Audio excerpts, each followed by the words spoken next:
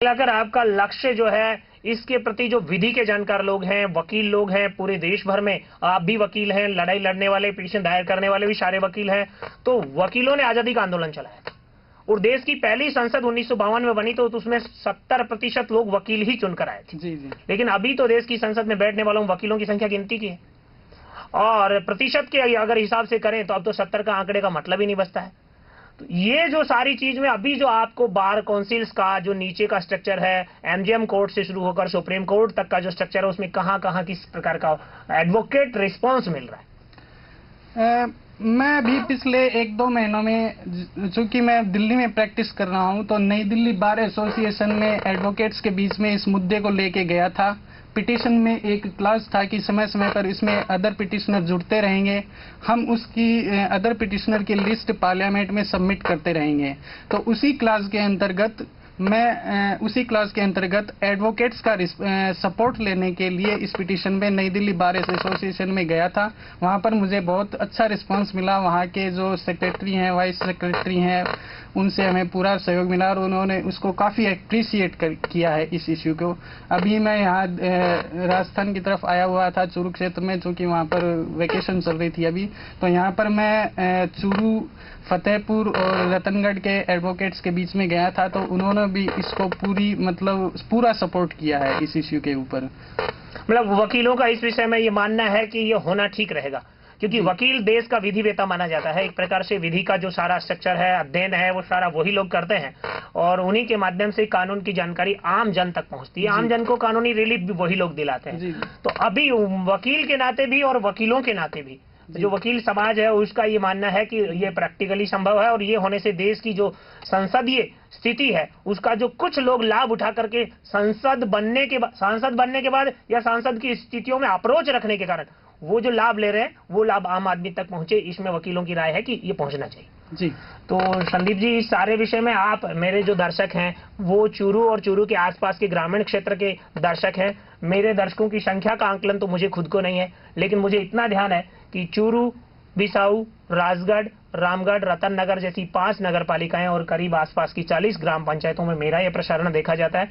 जो कोई भी मेरा दर्शक कार्यक्रम देख रहा है, उसके लिए आप इस वोटर स्लिप या मतदाता वृत्ति या मतदाता को मिले सरकारी भत्ता या सरकारी पेंशन, जो भी उसको नाम दिया जाए, उसके लिए मेरे जो दर्शक हैं उनको आप क्या कहना चाहेंगे? उनसे किस प्रकार की अपील आप करना चाहेंगे और किस प्रकार का सपोर्ट आप इस पार्लियामेंट में बहस के लिए रखी गई इस याचिका के लिए चाहेंगे?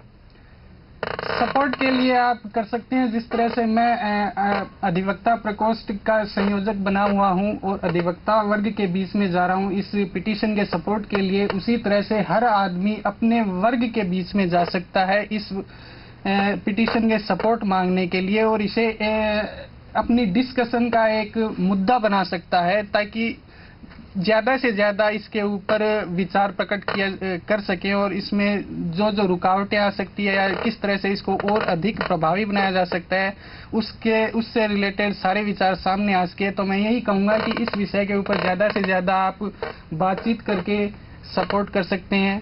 इसमें एक वेबसाइट है हमारी fefm.org, वोटरशिप करके आप फ्री सर्च मारिए, इंटरनेट पे आपको बहुत कुछ इसमें मिलेगा। उस पे हमारे पूरे कॉन्टैक्ट हैं, आप चाहें तो आप उस कॉन्टैक्ट पे संपर्क करके और इसमें अपना सहयोग दे सकते हैं इस इश्यू के ऊपर। ये आज एक यूनिक आइडेंटिफिकेशन परियोजना केंद्र सरकार ने लागू की है और उसके लिए इन्फोसिस टेक्नोलॉजी के को चेयरमैन नंदन नीलकेणी को unique identification database authority of India का चेयरमैन नियुक्त किया है। नीलकेणी ने इस नियुक्ति के बाद इन्फोसिस के बोर्ड की सदस्यता से इस्तीफा दे दिया है और नीलकेणी जो है, उनका ऑफिस योजना आयोग में होगा, कैबिनेट मंत्री का उनको दर्जा होगा और वो भारत के सभी लोगों को ये जो एक प्रकार से कहें तो पहचान पत्र जारी करने के काम को देखरेख करेंगे। आपको क्या लगता है, इस काम का कोई आपस में सहयोग बन पाएगा? सहयोग बन पाएगा नहीं, बना हुआ है पहले से। इसमें न्यूज पूरी नहीं आई है। रात को मैं CNBC आवाज पे इस न्यूज को देख रहा था जब ये टेलीकास्ट हो रही थी, तो इसमें न्यूज में एक बात बोली गई थी जो इस न्यूज़पेपर में नहीं आई है अपने पास। इसमें जो नेशनल ID कार्ड बनाया गया है उसमें तमाम जितनी भी आईडी है उसको एक जगह इकट्ठा की गई है एक डिजिटल कार्ड में। लेकिन इसके साथ साथ एक चीज और बोली गई थी इस कार्ड के ऊपर कि जो सब्सिडी अमाउंट है, जो लोगों को सब्सिडी अमाउंट मिलती है तरह तरह से, वो अमाउंट या उसका बैलेंस भी इस आईडी कार्ड के अंतर्गत ट्रांसफर कर दिया जाए, ताकि जो सिस्टम में जो करप्शन फैला हुआ है उसके ऊपर कंट्रोल किया जा सके, लीकेज कम हो सके गवर्नमेंट फंड का। तो हमारी पिटीशन में भी इसी तरह का मॉडल प्रस्तावित किया गया है। तो देखा जाए तो भले ही सरकार ओपनली इसको एक्सेप्ट नहीं कर रही हो, लेकिन इसका जो मॉडल है वो इसमें भी अपनाया गया है। और पिछले दिनों 2-3 बड़ी न्यूज और आई थी, उनमें भी इस मॉडल को फॉलो किया गया है। तो इसमें है, कोरिलेशन है इसमें आपस में। तो कुल मिलाकर के संदीप जी, ये जो सारी चर्चा है, मेरी घड़ी का समय ये कह रहा है कि हमारी परिचर्चा समाप्ति की ओर है। मेरे दर्शकों के लिए आप दिल्ली से चलकर आए हैं, चूरू के रहने वाले हैं और दिल्ली में सारे विषय के लिए, देश की आर्थिक आजादी में आम आदमी की भागीदारी के लिए आप संघर्ष कर रहे हैं, पिटीशन के लिए आप प्लीडिंग कर रहे हैं, वहां पर लोगों को जोड़ रहे हैं, लोगों का समर्थन जुटा रहे हैं, सांसदों से मिल रहे हैं। मेरे दर्शकों से भी मैं आपको सीधा रूबरू करा रहा हूं, उनके लिए आप अंतिम बात के रूप में क्या कहना चाहेंगे? मैं यही कहूंगा कि आने वाले दिनों में ये इश्यू पूरे देश में आम लोगों के बीच में फैलने वाला है। तो चाहे किसी भी पार्टी से जुड़े हुए लोग आपके पास वोट मांगने आए, मैं ये नहीं कह रहा कि आप इस पार्टी को चुने, इस पार्टी को नहीं चुने। आप उनसे केवल एक ही क्वेश्चन पूछिए कि जो पार्लियामेंट में जो पिटीशन पेंडिंग है उसका क्या स्टेटस है और आपकी पार्टी का उसमें क्या सोचना है। बाकी आम जनता अपने आप देख लेगी कि उन्हें क्या करना है। धन्यवाद।